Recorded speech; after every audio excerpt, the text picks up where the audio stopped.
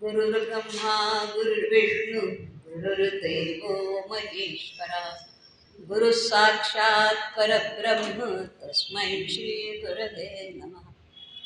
श्रीकृष्णाला वंदन करून आजच्या विषयाला मी सुरुवात करते. आजचा विषय खरं तर आपल्यापैकी कुठल्याही वयोगटाला सांगण्यासारखा तसा नाही आहे, कारण आपण सगळेजण त्यातनं बाहेर आहे. आपली विवाह संस्था. आपल्याकडे 4 आश्रम आहेत मनुष्य जीवनात. प्रत्येक आश्रम 25 वर्षाचा आणि 100 वर्ष जगावं अशी आपल्या ऋषीमुनींची योजना होती. आणि त्याप्रमाणे त्यांनी आयुष्याचे 4 भाग करून 4 आश्रम निर्माण केले. आणि त्या याच्यात धर्म, अर्थ, काम आणि मोक्ष असे 4 पुरुषार्थ करायचे आणि मनुष्य जन्माचं सार्थक करायचं अशा दृष्टीनं ही योजना केलेली होती. आता ब्रह्मचर्यातनं गृहस्थाश्रमात जाताना विवाह हा संस्कार होतो. विवाह झाल्याशिवाय गृहस्थाश्रमात जाता येत नाही. मग बाकीचं सगळे 16 संस्कार आहेत आणि ते व्यक्तिगत असे संस्कार. म्हणून आपण त्याला व्यक्तिगत विवाह संस्कार सुद्धा एका दृष्टीनं व्यक्तिगत संस्कार आहेत, पण ते 2 जीव असतात. आणि विवाहाच्या निमित्तानं 2 कुटुंब जोडली जातात. 2 कुटुंब जोडणं तसं म्हटलं तर थोडी अवघड गोष्ट आहे, कारण आजकाल 2 माणसं एकमेकांना जोडणं ही फार अवघड गोष्ट झाली. पण तरीही 2 कुटुंब जोडणं आणि मुलीच्या आईवडिलांनी आणि मुलाच्या आईवडिलांनी एकमेकांना स्वीकार करणं, प्रेमाने स्वीकार करणं हा भाग त्यात आहे. म्हणून मी याला विवाह संस्था असं. विवाह संस्कार हा नवरा आणि नवरी दोघांच्याही साठी आहे. जितका आहे तेवढाच तो कुटुंबासाठी आणि देशासाठी, समाजासाठी सुद्धा. विवाह संस्था ही मानसिक आणि सामाजिक स्थैर्य देणारी संस्था आहे. तसंच सामाजिक नीतिमत्तेचा फार मोठा भाग या संस्थेतनं दिला जातो. आता जर तसं बघितलं तर एक मुलगी असते कुठल्या तरी घरातली, मुलगा असतो कुठल्या तरी घरातला. दोघं जण वेगवेगळ्या कुटुंबातून आले आहेत, वेगवेगळ्या परिस्थितीतून आले आहेत आणि ती एकत्र राहणार. पूर्वीच्या काळी म्हणजे मला आठवतं, माझी आत्या ती 10 वर्षाची होती तेव्हा तिचं लग्न झालं 1894 साली. तेव्हा ती सांगायची, अगं मी 10 वर्षांची होते माझं लग्न झालं तेव्हा. म्हणजे अगदी लहान मुलगी, तिला काही कळायच्या तिचं लग्न व्हायचं आणि मुलगा 15-16 वर्षांचा त्या काळात.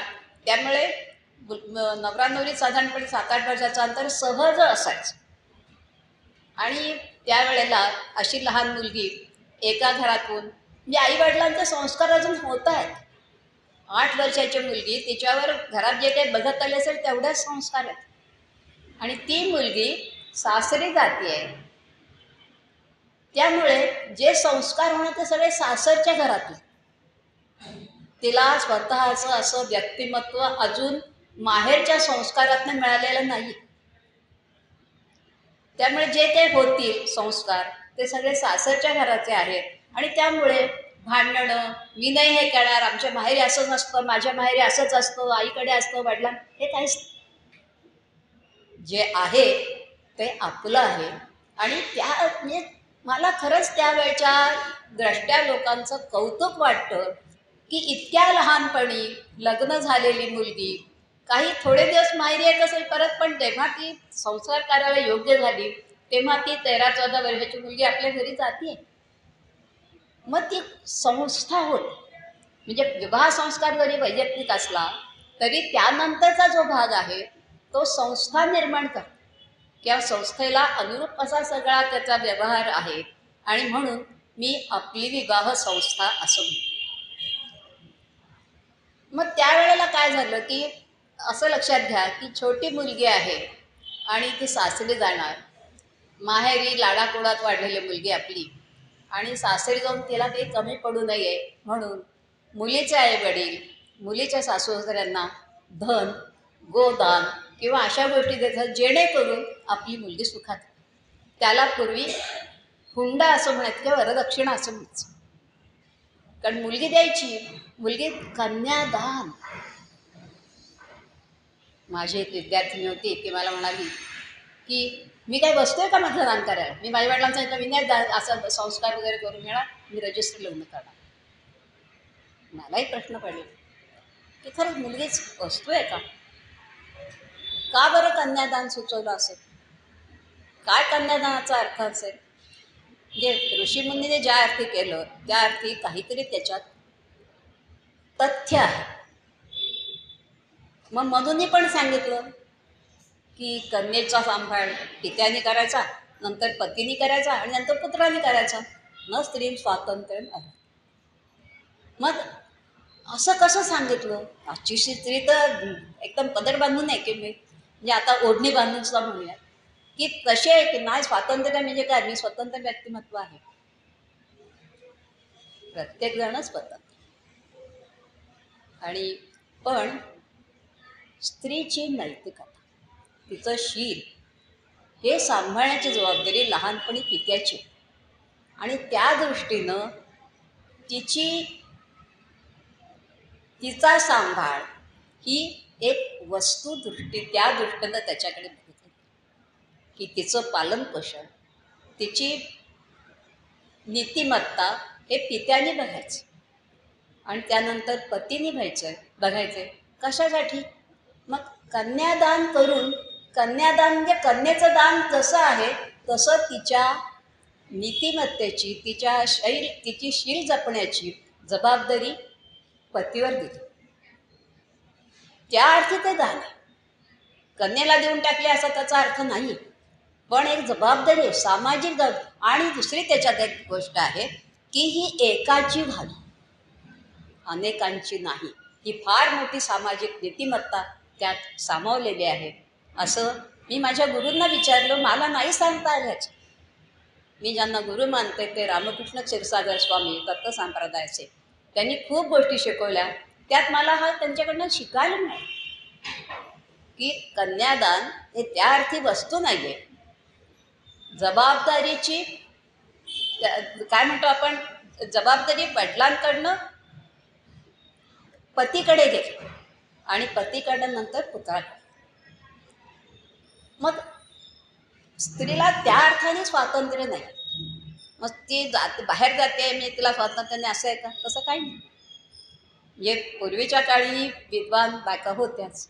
आपण वैदिक काळात गार्गी मैत्र्यांची उदाहरणं घेतोच, किंवा शंकराचार्यांची मुली लीला ती पण होतीच. म्हणजे ही सगळे विद्वान लोक. असं काही नाही की त्या शिकलेल्या नव्हत्या, त्यांना काही येत नव्हतं.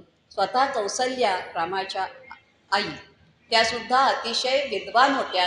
वेळोवेळी दशरथ राजा त्यांचा सल्ला घेत असत. म्हणजे पूर्वीच्या वेळेला शिकलेल्या नव्हत्या म्हणून त्यांचं दान करायचं त्यांना काय कळत नव्हतं असं काही नाही. ही जबाबदारीची फक्त दान आहे.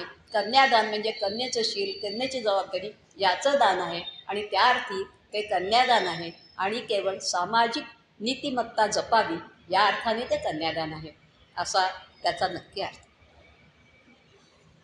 मग सध्या प्रश्न पडतो की आम्ही एवढ्या सबल आहोत, आमची जबाबदारी कशाला कोणाला दान द्यायचं आहे, आम्ही आम्हाला सांभाळायला समर्थ आहोत. दुर्दैवाने तसं होत नाही.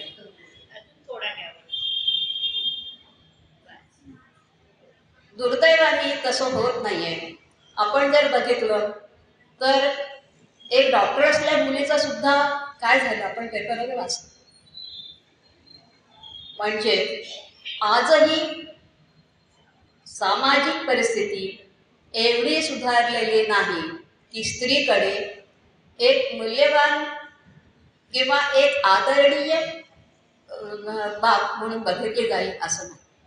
आणि त्यामुळे आजही कितीही स्त्रिया शिकलेल्या असतील, सक्षम असतील, तरीही त्यांची जबाबदारी कोणीतरी घेण्याची आजही आवश्यकता. मध्यंतरी ना एक 15-20 वर्षापूर्वी असेल मला वाटतं, एक पुरुष नावाचं नाटक आहे आणि त्यात सुद्धा ती स्त्री सूड घेते तिच्या बलात्कार त्याचा, पण तेही एका पुरुषाच्या मदतीनेच करते. म्हणजे स्त्री ही पुरुषा वाचून थोडीशी अर्धवट आहे आणि पुरुषही स्त्री वाचून अर्धवट आहे. म्हणून आपल्याकडे जे अर्ध नर आणि अर्ध नारी जे असा हा भाग हे दैवत म्हणून समजले. अर्ध नारी नरेश म्हणजे हा जो भाग आहे दोघं एकमेकांपासून अपूर्ण आहे. त्यामुळे एकमेकांना पूरक असं काम करावं, एकमेकांच्या उन्नतीसाठी एकमेकांनी झटावं, हा विवाह संस्थेत नक्की अभिप्रेत असल्या राखा. मग आता फक्त प्रश्न असा येतो की विवाह जेव्हा होतो तेव्हा विवाह म्हणजे तडजोड. मग कोणी करायची? एकट्या बाईनेच करायची का? असं नाही हो. म्हणजे आपण वरमाला जेव्हा घालतो, एक मुलगी मुलाला घालते, तेव्हा त्याला मान खाली करावीच लागते. मग त्याला गर्व आहे का त्याची मान खाली गेली त्याचा अर्थ होतो तोडजोड करायला तयार आहे असा पण त्याचा अर्थ होतो. किंवा मुलीलाही करायला लागते. म्हणजे मुलीने जास्ती का करायची? एक साधी गोष्ट होती. पूर्वीच्या काळी एकत्र कुटुंब संस्था होती आणि समजा त्याच्यात 8-10 लोक असतील तर नवीन आलेली मुलगी एकटी आणि तिच्या एकटीप्रमाणे सगळं 8-10 लोकांचं कसं चालणार? त्यामुळे काही तिचं काही त्यांचं असं मिळून हा विवाह संस्थेचा भाग सुरक्षित राहिला.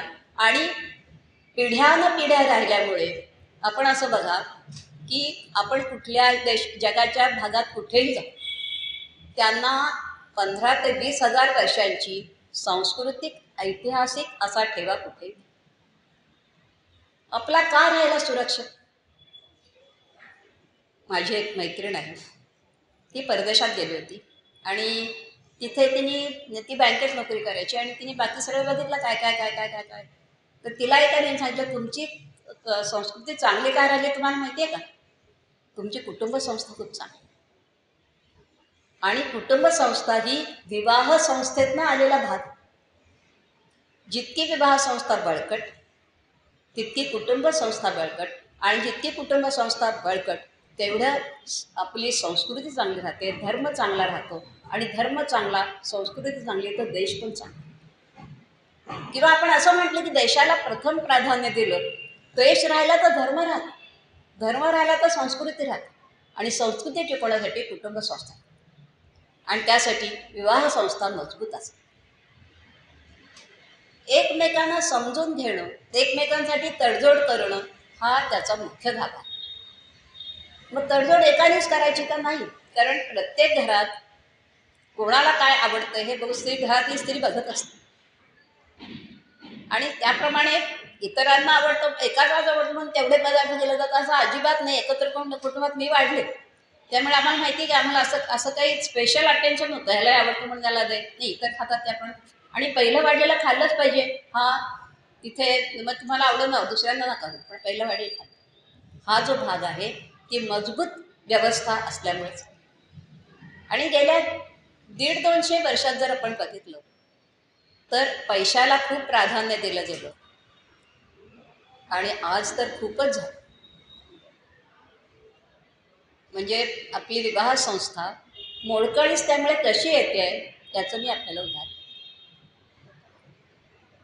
माझ्या भावाचा मित्र त्याची मुलगी तिचा नवरा इंजिनियर, ती इंजिनियर, दोघांनाही चांगला पगार. ते नाशिकला जायचं, नाशिकला बंगला बनला चांगला आणि त्या मुलीला समजा आता 25,000 पगार असेल तो मुंबईत 30,000 रुपये पगाराची ऑफर आहे. मग ती म्हणाली की मी जाते. तर तिच्या सासूबाई म्हणाले अगं 5,000 रुपयांसाठी तू कशात जातेस? सगळं कुटुंब सोडून कशासाठी जायचं? तर तिचा एवढं नाही, आमच्या मुलीचं करिअरच आहे त्यामुळे तिला तुम्ही नाही म्हणू नका. आणि आश्चर्य वाटेल तुम्हाला त्यासाठी ह्याचा घटस्फोट झाला. म्हणजे इतकी विवाह संस्था आपली मोडकळीस आली आहे का? म्हणजे फक्त 5,000 रुपये मिळण्यासाठी म्हणजे मी दुसरी बाजू पण ऐकली, म्हणजे असं नाही की फक्त 5,000 रुपयांसाठी, नाही, माझं करिअर आहे पुढे. पण आपल्या संस्कृतीप्रमाणे स्त्रीला मातृत्व आल्याखेरीज तिला पूर्णत्व येतं. स्त्री म्हणजे काय हो? माया, ममता, मार्दवता, नम्रता, या सगळ्या गुणांचा समुच्चय तुझी. मग हे जर गुण नसते तर स्त्री ही स्त्री नाही राहत. म्हणजे स्त्री असेल ती जन्माने, पण स्त्री नाही राहत. मग तिला पुरुषत्व प्राप्त. मग जर विवाह करायचा, आणि परवाच मी एक विवाहाचं पुस्तक, विवाह संस्काराचा शोध आणि बोध पुस्तक वाचत होते. त्या सगळे मंत्र आपले असेच आहेत. म्हणजे जशी स्त्री त्याच्याकडनं शपथ धर्मेचे अर्थेचे कामेचे नातीचरा मी असं वधवून घेतले, तसं पुरुष पण मागण्या करतो ना, तू मला चांगले पुत्र दे, म्हणजे ती म्हणते मला ऐश्वर्य मिळू दे. म्हणजे हा जो आहे देवाणघेवाण, विवाहाचा मूळ हेतूच हा वंश विस्तार. आणि हल्ली दुर्दैवानी मुली म्हणायला लागल्या आम्हाला मुलंच नको. पण आपण काय करतो असं मला वाटतं की फक्त आपला विचार करतोय, संकुचित झालो आपण, आणि त्यामुळे संततीच नको इथपर्यंत आपण आलो. आणि हे काही योग्य नाही. कारण जी विवाह संस्था आहे, विवाह संस्कार, आधी संस्कार तसंही म्हटलं की त्याचा सामाजिक परिणाम होतो. इतर संस्कारांचा सामाजिक परिणाम लगेच दिसून येत नाही, पण हा विवाह संस्कार जो आहे त्यामुळे जी विवाह संस्था निर्माण होते आहे, कारण त्याचा सामाजिक परिणाम दिसतो. म्हणजे आज कित्येक ठिकाणी जर बघितलं तर संख्या दिवसेंदिवस कमी होत चालली आहे, आणि जी नको त्यांची संख्या खूप वाढते. त्यामुळे मोहन भागवतांसारख्या ब्रह्मचारी पण सांगायला लागले की हिंदूंना जास्ती मुलं होऊ देत नाही. म्हणजे हा जो भाग आहे तो विवाह संस्थेतनं आलेला, आणि विवाह संस्था जर बळकट असेल तर समाज बळकट राहू शकेल. समाज बळकट राहिला तर देश चांगला. आणि या सगळ्या ह्याच्यातनं जर आपण या विवाह संस्कारकडे बघितलं तर आपल्याला एक साधी गोष्ट, त्याच्याकडे बघण्याचा दृष्टिकोन कसा बदलत जातो. आपल्याकडे विवाह या वेळेला घास देण्याची पद्धत, नवऱ्या मुलांनी नवरीला द्यायचा आणि नवरीला नवऱ्याला द्यायचा. पण त्याचा अर्थ काय आहे? फक्त मजा आहे? फक्त प्रेम आहे? नाही, त्याच्यात आणखी एक अर्थ भरलेला आहे की मुलगा जेव्हा किंवा नवरा जेव्हा नवरीला घास देतो तेव्हा तो तिला आश्वासन देतोय की तुझी उदर भरण्याची जबाबदारी मी स्वीकारतोय, तुझी सगळी जबाबदारी मी स्वीकारतोय. आणि नवरी जेव्हा नवऱ्याला घास देते तेव्हा तीही त्याला आश्वस्त करते, तू जरी कोंडा आणलास घरी तरी मांडा करून पूर्ण कुटुंबातला जेवायला घालायची जबाबदारी मी स्वीकारते. म्हणजे असा जर आपण अर्थ बघायला लागलो त्यातला, तर आपल्या लक्षात येईल की हा विवाह संस्कार हा विवाह संस्थेत कसा जातो, त्याचं रूपांतर होतं आणि त्याचा समाजावर कसा. पण काय होतं हल्ली की आपल्याकडे लोक सांगायला लागतात की गुरुजी जरा लवकर आवा. मग जे मंत्र म्हणणार, आणि मी तुम्हाला सांगते मंत्रातनं जी कल्पना संख्या उत्पन्न होते त्यातनं विलक्षण शक्ती आहे. की मी स्वतः शास्त्रीय विज्ञान शाखेचे असल्यामुळे मी प्रयोग केले. म्हणजे आणि त्याच्यातनं अतिशय चांगली शक्ती निर्माण होते, आणि त्याला पॉझिटिव्ह एनर्जी लोक म्हणतात. आपण मोबाईलवर जर तो धरला, लंबक धरला, तर तो घड्याळच्या उलट्या दिशेने फिरतो, आणि तुम्ही त्याच्यात कुठल्याही देवाचं नाम घ्या, मंत्र म्हणा, तो घड्याळच्या काट्याप्रमाणे फिरायला. म्हणजे हा जो नामोच्चारण आहे किंवा जप आहे त्यातनं खूप मोठी शक्ती उत्पन्न होते. मग विवाहाच्या वेळेला जे संस्कार मंत्र म्हटले जातात त्याची कंपनसंख्या जी काही आहे त्याच्यातनं जेवढा उच्चारण होईल त्याचे चांगले परिणाम दोघांच्या घरी होत असतात. आणि म्हणून त्यालाच घाई करा असं म्हणण्यात अर्थ नसतो. पण कारण तिथे केलेली घाई, आणि आपल्याकडे दुर्दैवाने नवरा मुलीला आणि मुलीला समजावूनच सांगितलं जाते मंत्रात काय, कारण आपल्याला येतच नाही ना संस्कृत. संस्कृत म्हणजे मुलगी कोणते येतात काहीतरी बडबडतात तेवढे संस्कृत एवढंच आपल्याकडे माहिती झाली आहे. पण घरोघरात हे लुप्त होत चाललंय. संध्याकाळचा पर्वाचा किंवा रामरक्षा किंवा हे, त्यामुळे संस्कृताचं फार माहिती नसतं. पण त्यातनं जी उत्पन्न होणारी शक्ती असते त्याचे अनुभव लोकांना वेगवेगळ्या ठिकाणी येत असतात आणि ते येतात. आणि त्याच्यातनं जर शक्ती निर्माण होते, कंपनसंख्या निर्माण होतो, त्यातनं जे वातावरण निर्मिती होते त्याचे चांगलेच परिणाम मनुष्याच्या मनावर. आणि त्यामुळे चला घाईघाईने करूया वगैरे, म्हणजे ज्यासाठी आयुष्य घालवायचे आपल्याला त्या दुसऱ्या व्यक्तीबरोबर, तर त्या वेळेला जर आपण खरोखर धार्मिक पद्धतीने विवाह करत असू तर तो पूर्णपणे धार्मिक पद्धतीने केला पाहिजे.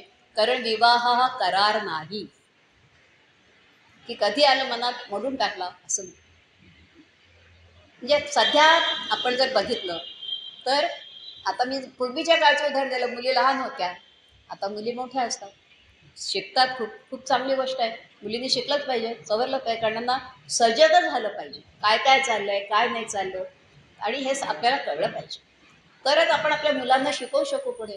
नाही तो मुलांनी रामरक्षा म्हटली आणि सांगितलं आई एक काय आपल्याला सांगताच येत नाही, असं होतं का म्हणून. की आपण जेव्हा शिकवतो तेव्हा आपल्याला जर माहीत नसेल तर, पण आपल्या सुदैवाने सध्या इतकं माहितीचं आपल्याकडे साधनं उपलब्ध आहेत की आपण सहज वाचून मुलांना सांगू शकतो. मग आम्हाला वेळ नसतो. मग आता इथे प्रश्न येतो की कुटुंबाला प्राधान्य, आपल्या मुलांना प्राधान्य द्यायचं का आपल्या नोकरीला. मग आता आपल्या घरी तर एकत्र कुटुंब संस्था नाही, तो पूर्वी आजी आजोबा संस्कार करायचे मुलांवर, आणि आजकाल ते राहिलेलं नाही. मग आपल्याला दोघांनाच जर राहायचंय तर ती आपल्याला जर दोघांनाच राहायचंय मग ती जबाबदारी दोघांचीही. पण वंशपरंपरेने किंवा आजपर्यंत जे काही झालंय त्याच्यात असं सिद्ध झालंय की आईने मुलाचं संगोपन करण्याची 98% जबाबदारी घ्यायची, 2% फक्त संस्कार पडला नाही.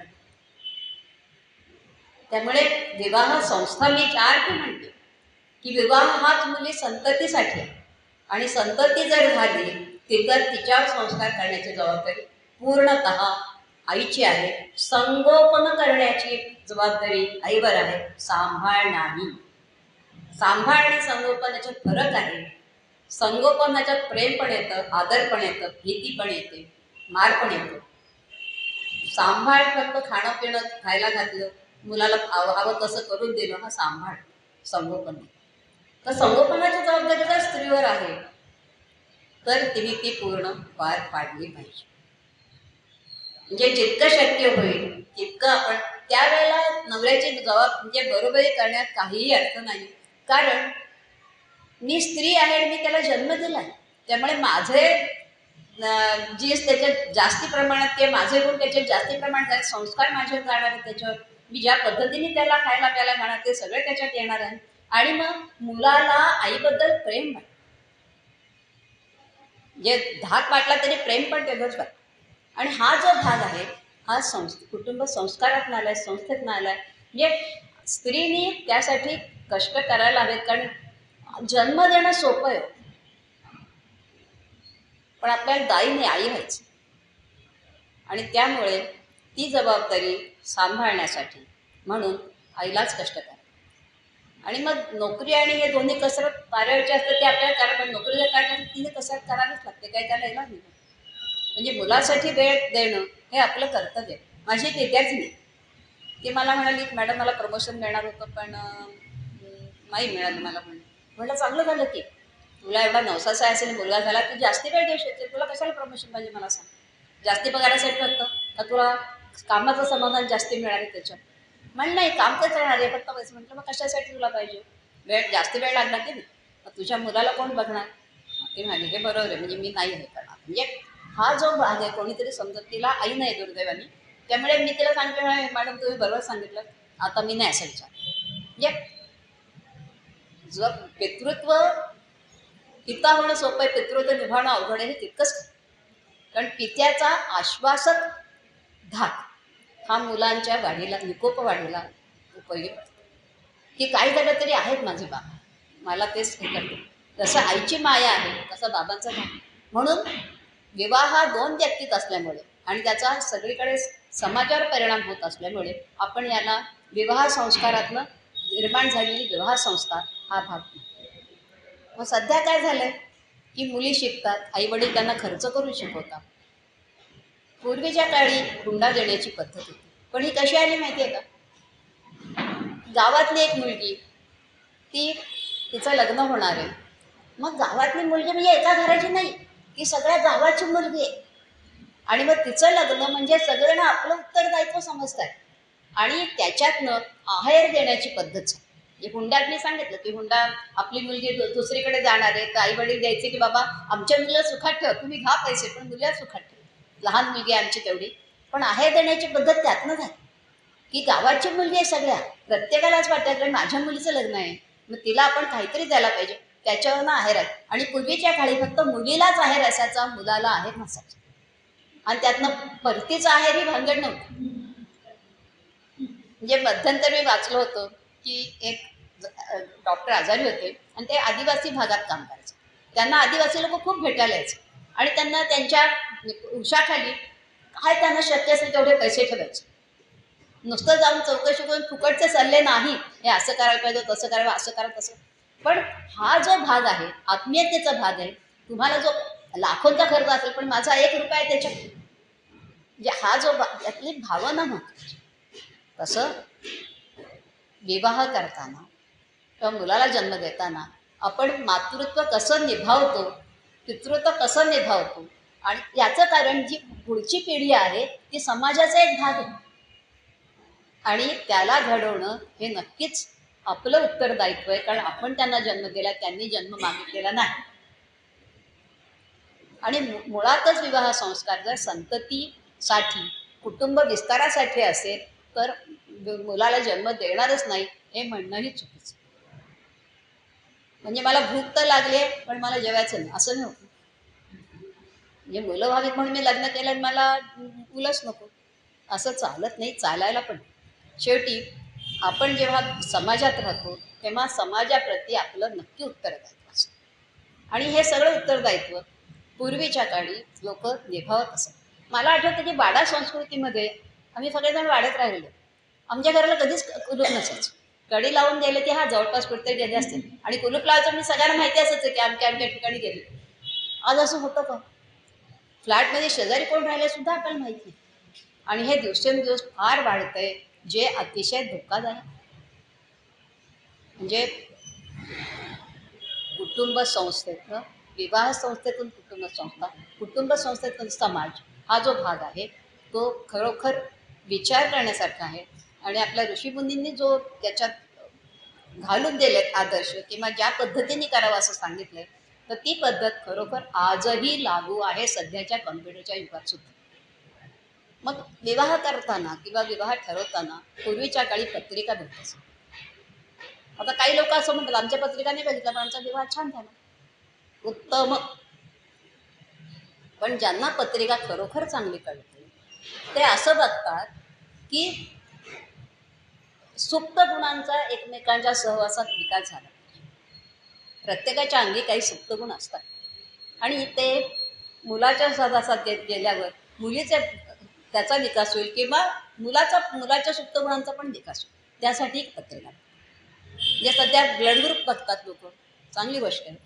पण ब्लड ग्रुप यांचे याचा अर्थ सगळे ग्रह होतील, त्यांचे काय म्हणतात त्याला, ते मॅच होतील असं काही नाही. म्हणजे परवा एक साधी गोष्ट झाली, म्हणजे भविष्य बघायचं का नाही हा प्रत्येकाचा भाग. भविष्य आहे एक मार्गदर्शक गोष्ट आहे, कारण भविष्य हे खरोखर पूर्ण शास्त्र आहे. पण सध्या कोणीही त्याचा एवढा अभ्यास करत नाही की त्यामुळे ते त्या वेळेला अंक होईल किंवा अंक झाला असेल असं कोणी बघत. मग त्याचा एक मार्गदर्शक किंवा गाईड म्हणून उपयोग करायला हरकत. मग त्याच्यावरती काय राहतं? वरती राहते आपली इच्छाशक्ती. एखादी गोष्ट मला करायची आहे आणि ती करायचीच आहे, कितीही विरुद्ध काही गोष्टी झाल्या तरी ते होतं. म्हणजे त्याचं उदाहरण प्रताप पवारांनी दिलं होतं एकदा त्यांच्या सकाळच्या ह्याच्यात, की मला सांगितलं तुला परदेशी जाण्याचा योग नाही, पण माझी इच्छा होती परदेशाची.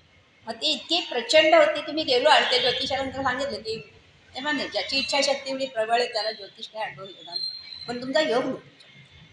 म्हणजे हेही आहे. म्हणजे त्यामुळे विवाह संस्कार किंवा विवाह करताना पत्रिका जशी बघतात त्यात एकमेकांचे ब्लड ग्रुप बघा किंवा सुप्त गुणांचा विकास होईल का ना ते बघा. कधी कधी असंही होतं की एखादी अतिशय गरीब घरातली मुलगी श्रीमंत घरात गेली तर श्रीमंत घराचा आणखी विकास होतो. कधीतरी गरीब घरातले लोक गरीब घरात जाऊन सुद्धा तिच्या सुप्त गुणांचा विकास झाल्यामुळे किंवा तिच्यामुळे मुलांच्या सुप्त गुणाचा विकास झाल्यामुळे ते कुटुंब खूप पुढे येतं. माझ्या ओळखीत तशी खूप कुटुंब आहे की ज्यांनी ती मुलगी घरी आणि मग त्यांचा खरंच खूप छान विकास झाला. म्हणजे हे एकमेकांच्याशी पूरक ग्रह असतील तो होऊ शकतो. पण आपल्याला जर त्याच्यासाठी भविष्य जाणणारी माणसं लागतात, अन्यथा आपण ढोबळमानाने त्याचं बघतात आणि मग पुढे जातो आणि ते योग्य आणि सारासार विचार करणं हे शेवटी प्रत्येकाच्या हातात असतं आणि ते केलं तर विवाह यशस्वी व्हायला हरकत नसते.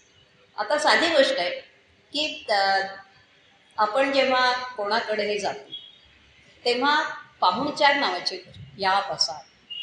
एक मुलगी मला म्हणली छे माझी नोकरी अशी की घरी आले मला पाणीचा विचारता येणार नाही. मग कशाला लग्न करते तू, कशाला कुहेर बसवतेस असं. म्हणजे तुम्ही पाणीसुद्धा घरी आल्या माणसाला विचारू शकत नसेल, एवढं जर आपलं शिक्षण त्याला उपयुक्त नसेल, एवढं जर आपल्याला फक्त पैसाच मिळायचा असेल तर हे योग्य नाही. म्हणजे कुणीही सांग मग इतकं त्याच्या मागे खरंच लागायचं का, म्हणजे फक्त पैसा पैसा आणि पैसा करायचा का, हा कुठेतरी सामाजिकदृष्ट्या विचार करायला पाहिजे.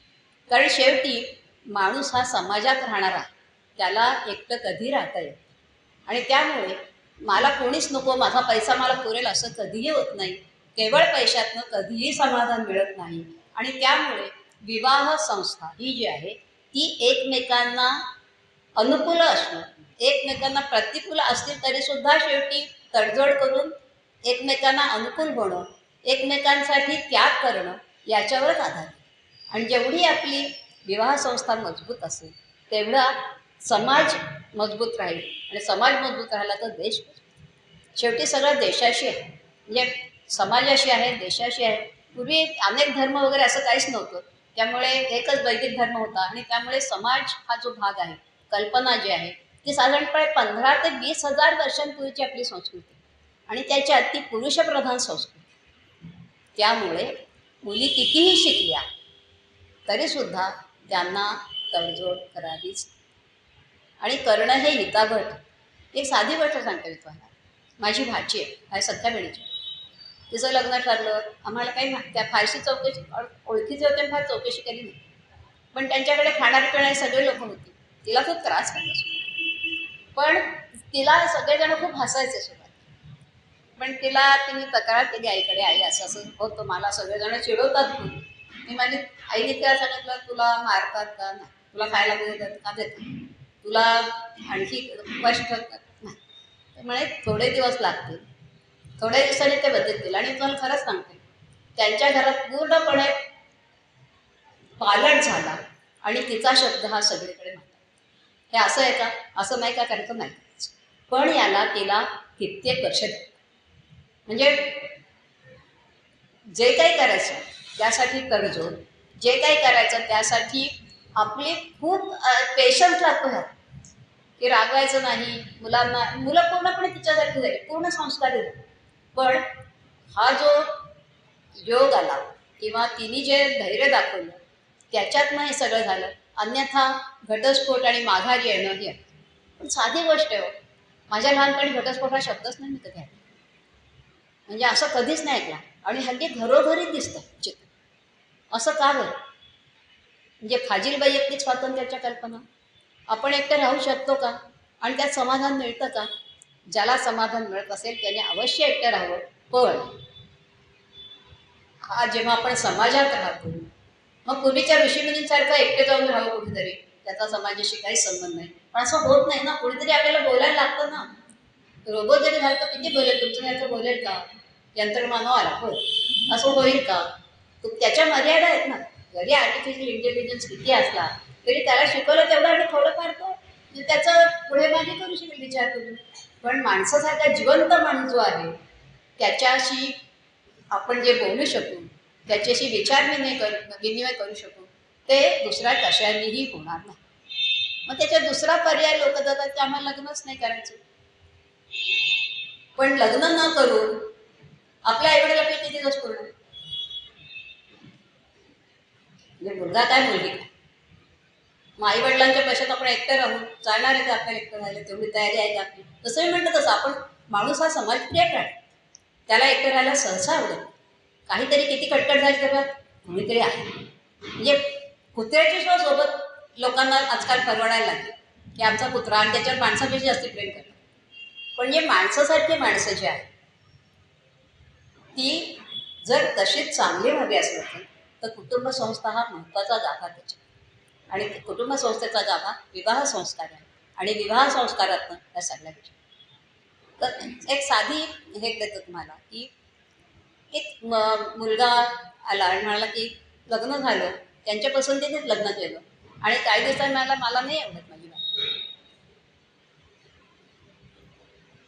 किंवा दुसरे कुठून त्यातला ती मुलगी म्हणाली नाही बाबा माझं नाही करतात. एकमेकांच्या संमतीने केलेलं. पण मग असं चालेल, दुसरं आपण लग्न केलं तर तो आपल्या आवडीचा मिळेल, काही दिवसांनी पुन्हा आपण तसंच करू, म्हणजे आपल्याला भावतं हे. हां, पण जर अत्याचार होत असतील मुलीने जरूर प्रतिकार करावा, असं मी कधीही म्हणणार नाही की तरीसुद्धा तिने तिथेच राहावं नाही. पण केवळ आवडतच नाही आणि हेच नाही, म्हणजे आवडत नाही म्हणजे काय नेमकं होतं हे पण त्यांना सांगता येत नाही. नाही मला नाही सांगताय, पण मला नाही, पण हे काय आवडत नाही. मग स्वभावाला ते औषध आहे का? असतं. प्रत्येकाच्या स्वभावाला औषध असतं. आणि त्यामुळे असंही म्हटलं की विवाह म्हणजे तडजोड. ती वरमाला घालण्यापासून सुरू होते, ती शेवटपर्यंत राहते.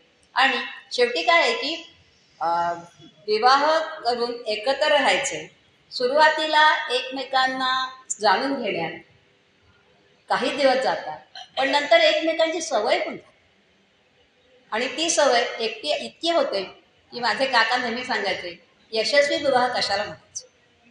तर ते उदाहरण द्यायचे.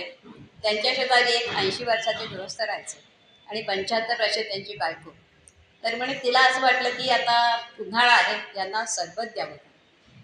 तर यजमानांना वाटतं की आपल्या बायकोने आपला सरबत दिलं तर किती बरं होईल. तर ती विचारते तुम्हाला सरबत आणू का. विचारांची तादात्म्यता, एकात्मता हे यशस्वी विवाहाचा उदाहरण. आणि आपण आपल्याला बघा हे होतं, असं नाही की होत नाही. म्हणजे काहींना 10 वर्षात होतं, काही 15 वर्षात, 20 वर्षात होतं. पण पती पत्नीमध्ये हे ऐक्य होतं. आणि कितीही विरोध असला, भांडणं असतील नवरा बायकोच्या, तरी प्रेम असतं त्याच्यात. म्हणजे खरंच लक्षात घ्या तुम्ही, प्रत्येक गोष्ट किंबहुना कितीतरी वेळा विवाह हे अगदी टोकाच्या विरुद्ध स्वभावाच्या लोकांचे पण होतात. म्हणजे पण तुझं माझं पटना तुझ्या वाचून करण्याना अशी पण अवस्था. पण त्यांची मुलं ते समजून घेऊ शकतात आणि घेतात. आणि जे उदाहरण मी बघते, आवडीनिवडीनुसार प्रत्येकाच्या वेगवेगळ्या असलेल्या तिचे ते कुटुंब बघते मी, नवरा बायको ज्यांच्या आवडी, पण नंतर कालांतराने ते सगळे बदलतात. जे मुलींच्या विशेषतः खूप बदलतात आवडीनिवडी. पूर्वी आपल्या भावासारखंच आपल्या आवडीनिवडी होते हे सुद्धा त्या विसरतात आणि सासरच्या लोकांशी येतात. म्हणजे हे त्यांनी व्हावं किंवा नाही व्हावं, पण शेवटी काळ हे एकमेकांना औषध असतं. आणि जेवढी विवाह संस्था मजबूत, जितकी कुटुंब संस्था मजबूत, ती कुटुंब संस्था ही विवाह संस्था आहे. आणि विवाह जरी संस्कार असला तरी त्यातून देशाचं निर्माण, त्यातून नैतिक नीतिमान समाजाचं निर्माण, त्यातून राष्ट्रप्रेमी लोकांचं निर्माण हे होत असतं. आणि शेवटी समाजासाठी आपण काहीतरी करतो, समाजाचं आपण काहीतरी ऋण लागतो. आणि त्यामुळे आपण संतती निर्माण करून देशाला देणं हा आपलं कर्तव्य असतं. एक साधी गोष्ट ना, कुटुंब संस्थेत पूर्वीच्या काळी, आज सध्या वाडा सिस्टीममध्ये सुद्धा मी बघितलं की शेजारी पाजारी विचारत होते की काय गं तुझ्याकडे काय आहे. आणि सगळेजण मध्यमवर्गी असेल, कोणाकडे काय कमी असले वगैरे, आता एकमेकांच्या देवाणघेवाण सहज चालायची. कोणी कोणावर उपकार करायची भावना नव्हती, काही नाही. अरे माझ्याकडे तिच्याकडे मी तरी द्यायला पाहिजे. हा जो आपुलकीचा भाग होता. भांडण किती असू देतो, वाड्यात काय भांडण, पाण्यावर असतील किंवा कशावर भांडण असायची, पण कोणावरही संकट आलं तरी सगळेजण एकत्र होऊन जायची. वाडा हे एक संस्कृती होती, एक कुटुंब होतं. त्यामुळे घरातही भांडणं असतात, आज कुठेतरी हाताची कुठे सर. पण हा जो भाग आहे तो सगळा विवाह संस्थेतून आला. कोणावर कसे संस्कार आहेत, कोणाचं किती उपयोगी पडायचं, काय करायचं. आणि मी खूप शेजारी बघितली की आपल्याला काही पडलं ते चालेल, शेजारी कमी आपण घेत नाही किंवा हक्काने पण लोक मागून घेत असतात की अगं माझ्याकडे आता पाहुणे आले, जरा मला आमचं देतेच का, आज असा मोकळेपणा राहिला तर बघ. हे काय त्यांच्याकडे एवढं नाही, मग मागवायचं की फोनवरनं. पण फोनवरनं मागवण्यात आपुलकी आहे का?